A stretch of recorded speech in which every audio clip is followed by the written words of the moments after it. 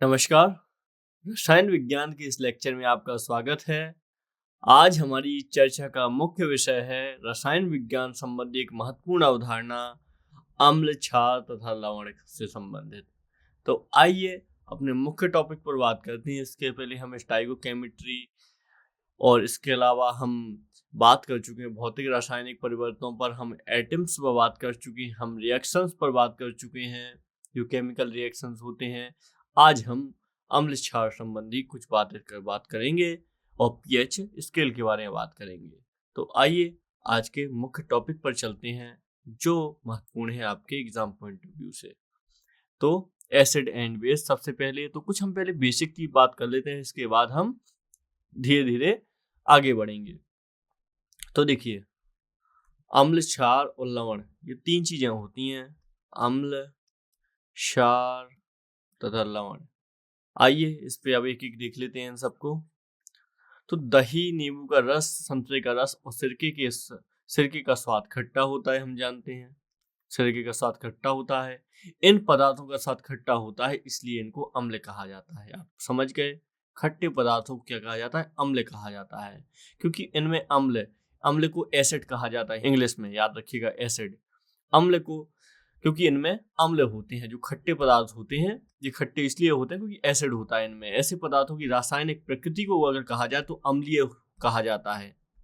आपने सुना होगा जब हम ज्योग्राफी में मिट्टी की बात करें तो हमने कहा था अम्लीय मिट्टी होती है, क्षारीय मिट्टी होती है। तो अम्लीय क्या क्यों कहा जाता है? क्योंकि इन प्रकृति अम्लीय होती है, रासायनिक प्रकृति अम्लीय हो जाती है खट्टे पदार्थ के कारण। एसिड शब्द की उत्पत्ति लैटिन शब्द था जिसमें एशिया, इस शब्द से इसकी उत्पत्ति हुई है, जिसका अर्थ होता है खट्टा। इसका अर्थ क्या होता है? खट्टा होता है। इन पदार्थों में पाए जाने वाले अम्ल प्राकृतिक अम्ल होते हैं, ठीक है, याद रखिएगा। क्षार क्या होता है? सामान्यतः ऐसे पदार्थ जिनका स्वाद कड़वा होता है। तो क्षार का स्वाद कैसा होता है अगर बात की जाए तो क्षार का जो स्वाद होता है, बेस की बात कर रहे हैं हम, बेसिस, तो इसका कड़वा स्वाद होता है और जो स्पर्श करने पर साबुन जैसे लगते हैं क्षार कहलाते हैं। स्पर्श कैसा होता है? साबुन की तरह होता है। इन पदार्थों की प्रकृति क्षारकीय होती है, यानी कड़वी प्रकृति होती है। आपने मृदा के बारे में भी हमने ये शब्द पढ़ा था। तो क्षार, सभी क्षारक जल में घुलनशील नहीं होते। तो जो क्षार होते हैं, सभी क्षारक जल में घुलनशील नहीं होते हैं। जल में घुलनशील क्षारक को क्षार कहते हैं, याद रखिएगा। सभी क्षारक जल में घुलनशील नहीं होते हैं। आइए कुछ आम क्षारकों की बात कर लेते हैं। इसमें पहले हो जाएगा सोडियम हाइड्रोक्साइड। सोडियम हाइड्रोक्साइड ये घुलनशील क्षारक होता है, जल में घुल जाता है। दूसरा हो जाएगा पोटेशियम हाइड्रोक्साइड, ठीक है। पोटेशियम हाइड्रोक्साइड कैपिटल ओ है, कैपिटल के है, कैपिटल ओ है, कैपिटल एच है। आपका अगला क्षारक हो जाएगा कैल्शियम हाइड्रोक्साइड। और अगला क्षारक हो जाएगा अमोनियम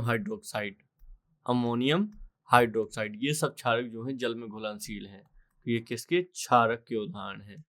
ये हमने एसिड पे पहले बात की थी, फिर हम क्षार पे बात कर ली। आइए क्षारकों की कुछ और बात कर लेते हैं। सभी क्षार क्षारक होते हैं, परंतु सभी क्षारक क्षार नहीं होते, इसको याद रखिएगा, ठीक है। तो आइए आगे बात करते हैं कुछ और। क्षार तथा अम्ल की प्रबलता पे बात कर लेते हैं। क्षार तथा अम्ल की प्रबलता, तो किसी क्षार या अम्ल की प्रबलता उसके द्वारा उत्पन्न अम्ल या क्षार की प्रबलता उसके द्वारा उत्पन्न हाइड्रोजन आयन या आपका हो जाएगा हाइड्रोक्साइड आयनों की संख्या पर निर्भर करता है। किसी अम्ल या क्षारक की प्रबलता हम एक सार्वभौमिक सूचक द्वारा ज्ञात कर सकते हैं। सूचक को क्या कहते हैं? PH scale. हमने शुरुआत में बात की थी, हम पीएच स्केल की बात करेंगे। ये एक सूचक होता है जो अम्ल क्षार के बारे में बताता है।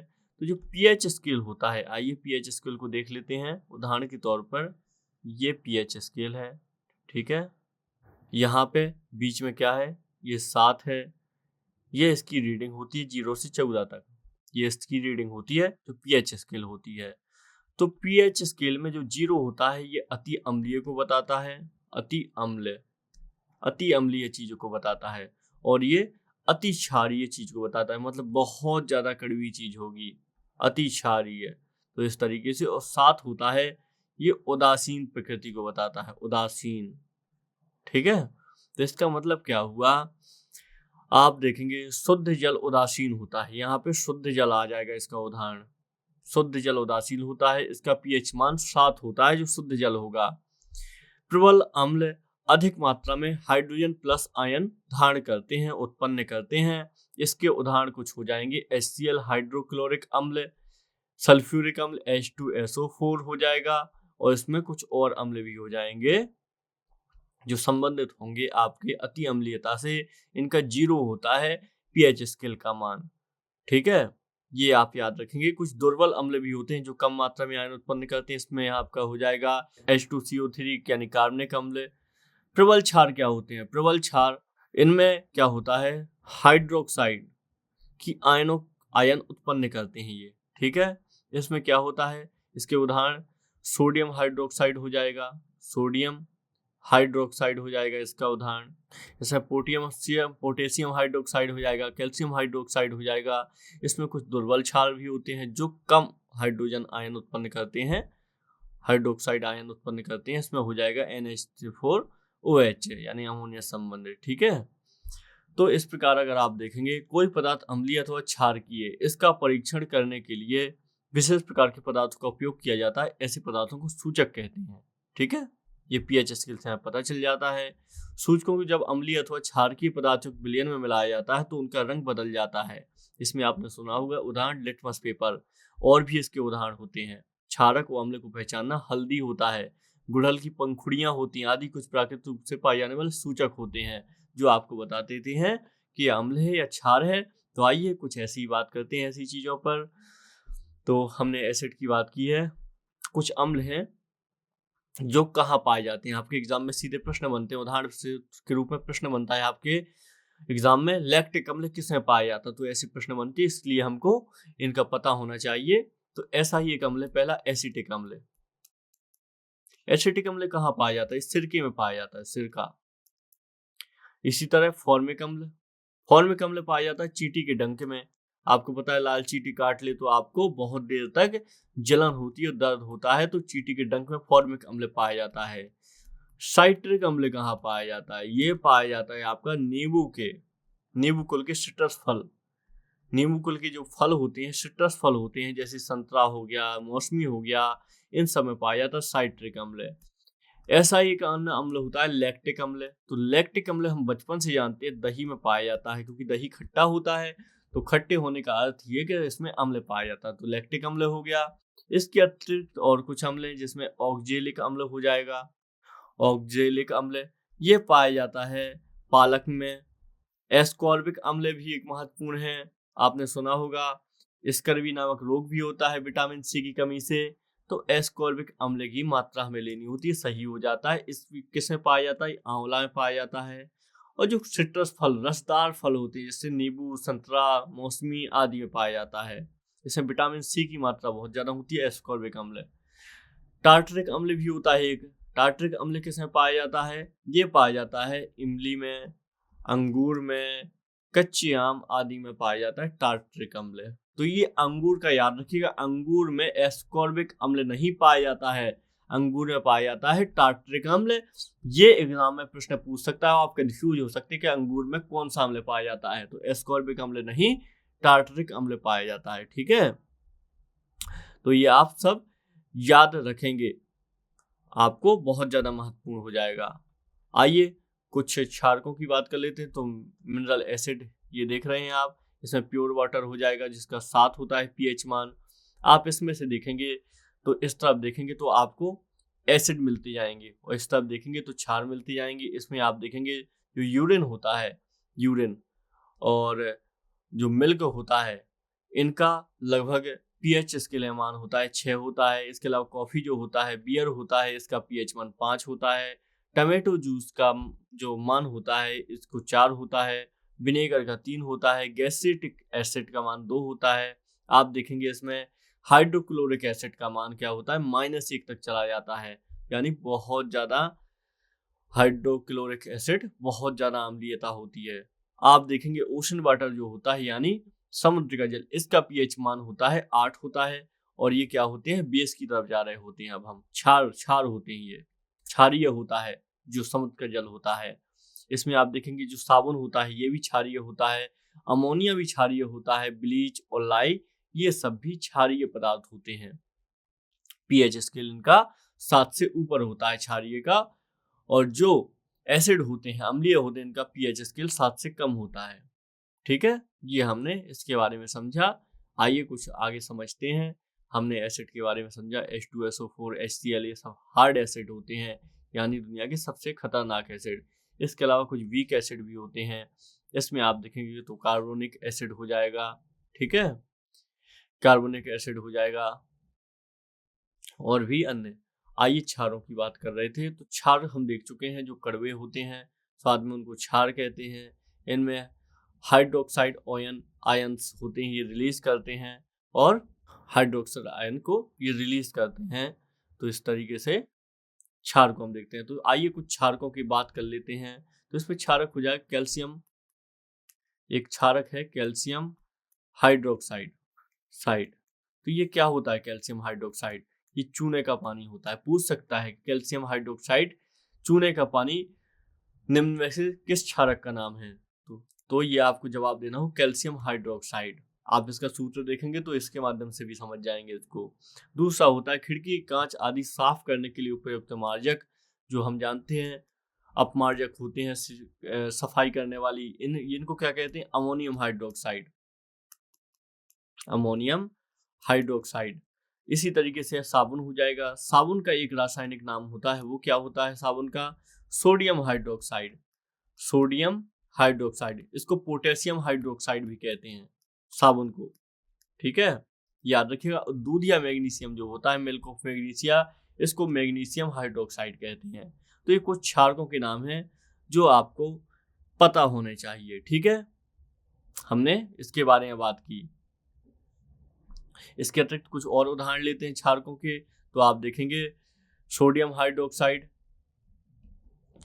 इसमें हो जाएगा पोटेशियम हाइड्रोक्साइड, इसमें कैल्शियम हाइड्रोक्साइड, ये कोष्टक है याद रखिएगा, ये कैल्शियम हाइड्रोक्साइड हो जाएगा। इसी की हमने बात की थी, इसी को चूने का पानी बोलते हैं। ठीक है, अमोनियम हाइड्रोक्साइड हो जाएगा NH4OH, तो ये अमोनियम हाइड्रोक्साइड हो जाएगा। तो इस तरीके से हमने बेस के बारे में देखा। कुछ स्ट्रॉन्ग बेस भी होते हैं और कुछ होते हैं नॉर्मल बेस होते हैं, जैसे पोटेशियम हाइड्रोक्साइड, ये स्ट्रॉन्ग बेस के उदाहरण है। सोडियम हाइड्रोक्साइड, और इसमें वीक बेस भी होते हैं, जैसे ammonium is a example of weak base, यानी ये कमजोर क्षार होता है। तो ये हमने दो चीजों को देखा जो हमारे संबंधित थी आज के इस लेक्चर से। ठीक है, तो ये आप याद रखिएगा। तो लवण भी इसके अलावा एक मुख्य टॉपिक है। ठीक है, तो लवण का निर्माण कैसे होता है, साल्ट, इसको हिंदी में लवण बोलते हैं। किसी अम्ल और किसी क्षारक के बीच होने वाली अभिक्रिया उदासीनीकरण कहलाती है, और इस प्रक्रम में ऊष्मा के निर्मुक्त होने के साथ साथ लवण एवं जल भी निर्मुक्त होता है। तो आइए लवण कुछ टाइप के होते हैं, आइए इन लवणों की बात कर लेते हैं। तो ऐसे ही एक लवण होता है उदासीन लवण। इसमें क्या होता है, प्रबल अम्ल और प्रबल क्षार, प्रबल अम्ल प्लस प्रबल क्षार होता है जो उदासीन लवण होता है। इसका पीएच मान कितना होता है, प्रबल अम्ल प्लस प्रबल क्षार मिलकर उदासीन लवण बनाते हैं। इसका पीएच मान 7 होता है, बिल्कुल उदासीन होता है। इसके उदाहरण हो जाएंगे सोडियम क्लोराइड, और इसका हो जाएगा CaSO4। ठीक है, इस सोडियम क्लोराइड इसका महत्वपूर्ण एग्जाम्पल हो जाएगा उदासीन लवण का। इसी तरीके से होता है अम्लीय लवण। ये क्या होता है, ये प्रबल अम्ल, अगर अम्ल प्रबल है और जो क्षार है ये दुर्बल है, तो इससे क्या होता है, इससे अम्लीय लवण बनता है, अम्लीय लवण बनेगा। ठीक है, तो ये आप याद रखेंगे। इस तरीके से एक क्षारीय लवण भी हो जाएगा, क्षारीय लवण। इसमें से ऑब्वियसली आप समझ गए होंगे, क्षार तत्व प्रबल होगा और अम्ल तत्व दुर्बल होगा, तो इसमें आप देखेंगे क्षारीय लवण प्राप्त होगा। ये आपके इसका पीएच मान क्या होगा, इसका पीएच मान होगा 7 से कम। पीएच मान 7 से कम होगा, जबकि इसका पीएच मान क्या होगा, इसका होगा 7 से अधिक होगा पीएच मान। तो इस तरीके से हम देखते हैं क्षारीय लवणों को। इसके उदाहरण हो जाएंगे CaCO3 और भी अन्य उदाहरण है इसके। तो ये सब याद रखिएगा। जो सोडियम क्लोराइड होता है इसको कहा जाता है साधारण नमक। जो NaCl है सोडियम क्लोराइड, इसको साधारण नमक कहा जाता है, जिसे हम भोजन के साथ इस्तेमाल भी करते हैं। इसे समुद्री जल से बनाया जाता है, क्योंकि आप जानते हैं समुद्री जल का पीएच मान कितना होता है, 8। तो उससे ये हमें प्राप्त हो जाता है। और इसके अलावा आप देखेंगे रॉक साल्ट भी एक शब्द होता है, रॉक साल्ट। तो रॉक साल्ट एक भूरे रंग के क्रिस्टल के रूप में पाए जाने वाला पदार्थ होता है। इसे कोयले की तरह निष्कर्षण करके प्राप्त किया जाता है। तो ये दोनों अलग अलग चीजें थी, याद रखिएगा। तो हमने यहाँ पे उदासीन लवण, अम्लीय लवण और क्षारीय लवण की बात की। आइए कुछ और बात कर लेते हैं हम जो संबंधित है सूचक से। तो अम्ल और क्षार सूचक की बात कर लेते हैं। नेचुरल साल्ट CaSO हम देख चुके हैं, acidic salt, double salt, hydrated salt देख चुके हैं हम। इसके अलावा कॉम्प्लेक्स साल्ट नॉर्मल है। तो इसके बाद आइए हम कुछ सूचक की बात करेंगे जो संबंधित हैं आपके एसिड एंड बेस से। जी आपके लिए टॉपिक बहुत ज्यादा महत्वपूर्ण रहेगा। अम्ल, क्षार, सूचक क्या होते हैं सूचक? जैसा कि आपको पता है, जो प्राकृतिक सूचक लिटमस पेपर को कहा जाता है, एक प्राकृतिक रंजक होता है। तो सबसे सामान्य रूप से उपयोग किया जाने वाला प्राकृतिक सूचक जो है ये लिटमस पेपर होता है। इसे लाइकेनो, लिटमस पेपर का आपने नाम सुना ही होगा। इसको लाइकेनो या शैक से निष्कर्षित किया जाता है। आसुत जल में इसका रंग जो होता है ये नील सौर होता है या मॉब होता है। जब इसे अम्लीय विलयन में मिलाया जाता है, अम्लीय विलयन में, तो यह लाल हो जाता है। तो यह अम्ल के साथ क्या हो जाता है, लाल हो जाता है। और जब क्षारीय विलयन में इसको मिलाया जाता है तो इसका रंग क्या हो जाता है, इसका रंग नीला हो जाता है क्षार के साथ मिलाने से। तो इसलिए इसका उपयोग किसमें क्या समझ के किया जाने लगा, अम्ल और क्षार को पहचानने में इसका उपयोग किया जाता है। ठीक है, तो नीला हो जाता है। यह विलयन के रूप में कागज की पट्टियों के रूप में उपलब्ध होता है, जिन्हें लिटमस पत्र कहते हैं। सामान्यतः लाल और नीले लिटमस पत्र के रूप में उपलब्ध होता है। ठीक है, तो ऐसे विलयन जो लाल अथवा नीले लिटमस पेपर के रूप में परिवर्तित रंग नहीं परिवर्तित करते, इसके अलावा तो इनको उदासीन विलयन कहा जाता है। मतलब उदासीन विलयन अगर आप लिटमस पेपर के साथ लाएंगे तो इससे रंग नहीं परिवर्तित होगा। तो मतलब उदासीन विलयन वाले जो तत्व होते, ना अम्ल होते ना क्षार होते हैं, हम जानते हैं इसके बारे में।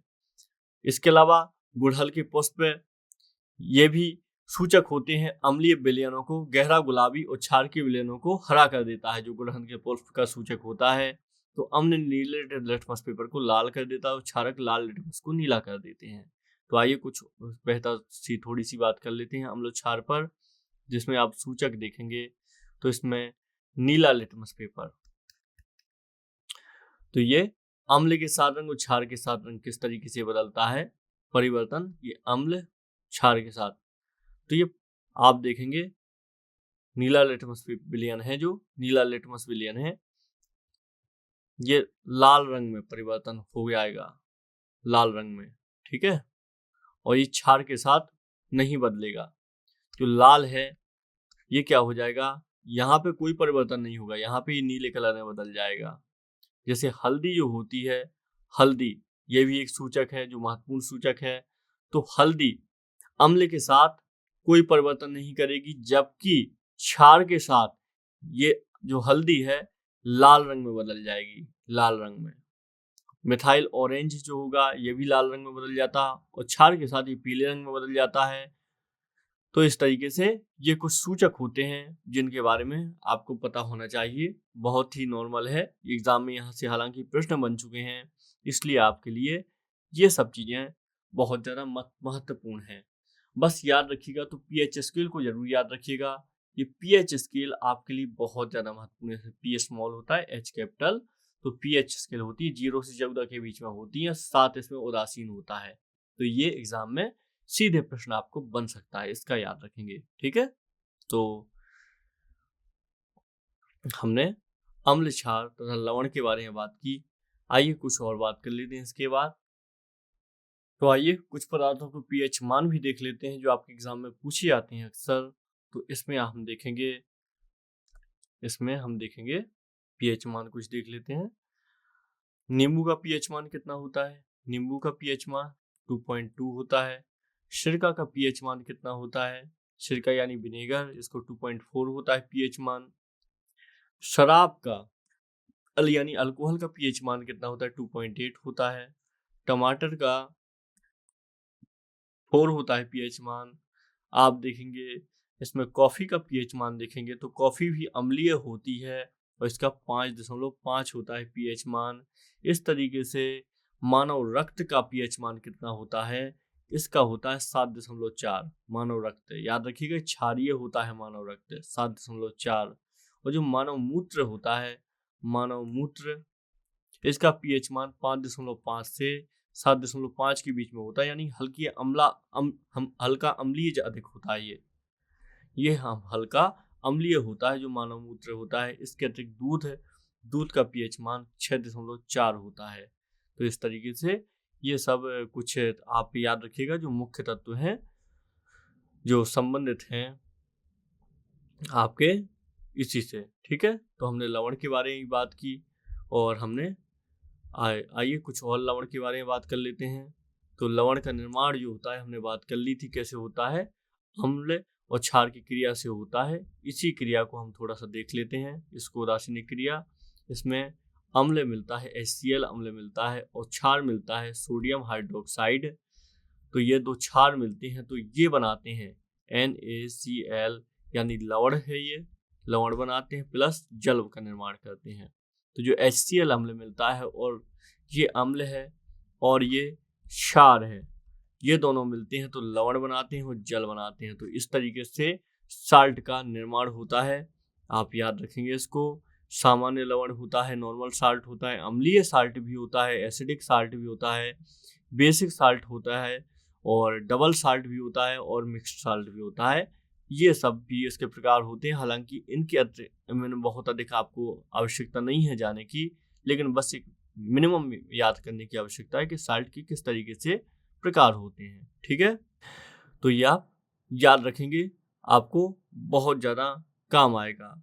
जो बेस है तो इससे संबंधित एक बात याद रखिएगा, जो बेस होते हैं ये बेस क्षार होते हैं, ये विद्युत के सुचालक होते हैं, स्वाद में कड़वे होते हैं, हम बात कर चुके हैं।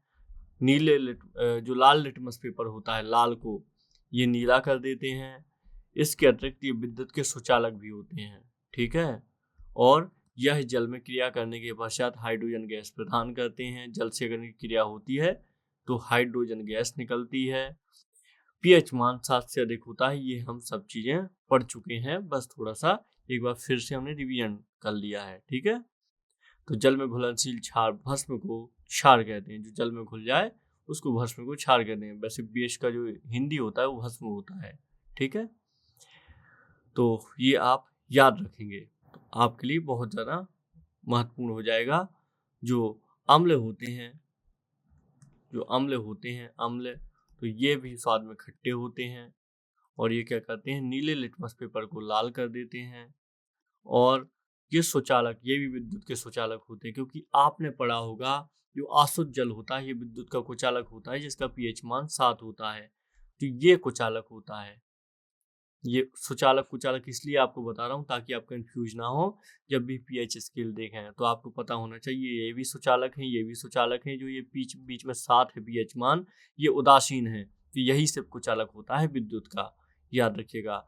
ये क्या करते हैं, धातु से क्रिया करके हाइड्रोजन गैस निकालते हैं, ये जो अम्ल होते हैं। ठीक है, तो इनका पीएच मान 7 से कम होता है, हम जानते ही हैं। अम्ल दो प्रकार के होते हैं, हाइड्रोक्सी अम्ल होता है जिनमें से हाइड्रोजन गैस निकलती है, और जो एक होते हैं ऑक्सी एसिड यानी ऑक्सी अम्ल, ऐसे अम्ल जिनमें हाइड्रोजन के साथ ऑक्सीजन भी निकलती है, उपस्थित होती है, तो इसको हाइड्रोक्सी कहते हैं। ठीक है, तो ये सब याद रखिएगा। जो कार्बन मोनोऑक्साइड है, यहाँ पे एक शब्द सुनिएगा, जो कार्बन मोनोऑक्साइड है CO, ये एक उदासीन गैस होती है क्योंकि इसमें ऑक्सीजन 50% से अधिक नहीं है। ठीक है, इसके अलावा तो ये आप याद रखिएगा, लुईस नामक विद्वान ने आधुनिक अवधारणा दी थी जो अम्ल से संबंधित होती है। अम्ल भी पदार्थ होती है जो इलेक्ट्रॉन को ग्रहण करते हैं, ऐसा भी बहुत सब लोग बताते हैं, अम्ल के बारे में अलग अलग परिभाषा देते हैं। तो ये सब आप याद रखेंगे। बस इतना ही आज के लेक्चर में। पीएच मान से संबंधित भी एक चीज याद रखिएगा, जो पीएच स्केल होती है, ये आपके एग्जाम में यहाँ से प्रश्न बनते हैं। तो ये पावर ऑफ हाइड्रोजन एक तरीके से इसको बोला जाता है पीएच स्केल को। तो इसका जो खोज की थी, इसकी सोरेनसन नामक विद्वान ने की थी इसकी खोज, ठीक है। पीएच स्केल में 0 से 14 तक होते हैं इसके अंक होते हैं। जो 7 पीएच वाला होता है, 7 पीएच से कम वाला पदार्थ अम्लीय होता है और क्षारीय होता है। 7 से अधिक वाला, ये हम पढ़ चुके हैं। शुद्ध जल, वर्षा का जल जो होता है, वर्षा का जल शुद्ध माना जाता है, हालांकि वायुमंडल प्रदूषित हो जाता है आते आते, लेकिन ये शुद्ध माना जाता है। तो पीएच जल 7 होता है इसका, ठीक है। ये प्रदूषण जो होता है हमारे वातावरण में, तो इसके कारण ये जल प्रदूषित हो जाता है। हालांकि जो शुद्ध वर्षा का जल होता है 100% शुद्ध होता है, इसको अशुद्ध जल इसलिए कहा जाता है। तो ये आप याद रखिएगा। तो बस आज के लेक्चर में हम इतना ही रखते हैं, और अब किसी और लेक्चर में मिलते हैं नए टॉपिक के साथ। आज के लिए इतना ही, नमस्कार।